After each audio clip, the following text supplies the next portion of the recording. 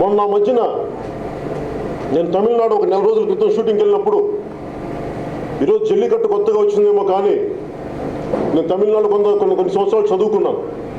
అక్కడ నాకు స్నేహితులు ఉన్నారు. వాళ్ళు నాకు చెప్పింది ఏంటంటే జల్లికట్టు అనేది చాలా పెద్ద గొడవ అవుతుందని చెప్పారు. నాకు అప్పుడు నాకు అర్థం కాలేదు. ఏంటంటే నాకు వాట్సాప్ గ్రూప్ చూపించారు, ఇవన్నీ సర్క్యులేట్ అవుతున్నాయంటే నేను వాళ్ళని అడిగాను దేనికని.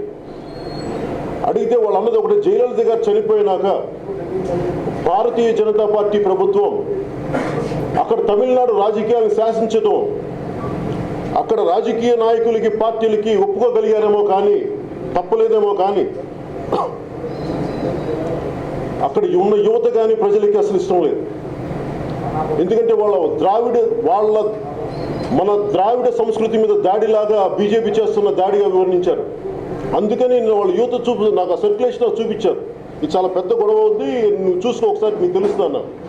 ఈ రోజున జల్లికట్టు అనేది మీరు దయచేసి ప్రతి ఒక్కరు అర్థం చేసుకోవాలి.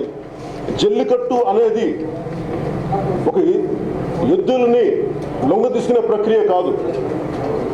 అది సంస్కృతిలో భాగం. ఎన్ని పక్కన పెడితే వాటన్నిటికంటే కూడా బీజేపీ మీద అక్కడ తమిళనాడు యువతకున్న కోపం అది.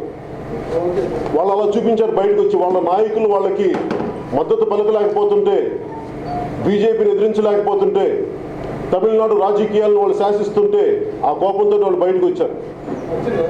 జల్లికట్టుని అలాగే చూడాలి. అది నిజంగా అర్థం చేసుకున్న వాళ్ళకి అదే అని అర్థమవుతుంది. మేము ఈ దేశ ప్రజలు మీరు ఇష్టానికి మాట్లాడితే కుదరదు. ఒకరోజు ఒక మాట చెప్పి ఇంకో రోజు ఇంకో మాట చెప్తే కుదిరి మేము ఖాళీగా కూర్చునే వ్యక్తులం కాదు, మనుషులం కాదు, ప్రజలం కాదు. మీరు దయచేసి మా ఆవేదన మీరు అర్థం చేసుకోండి. నోటికి వచ్చినట్టు నోటికి ఇష్టం వచ్చినట్టు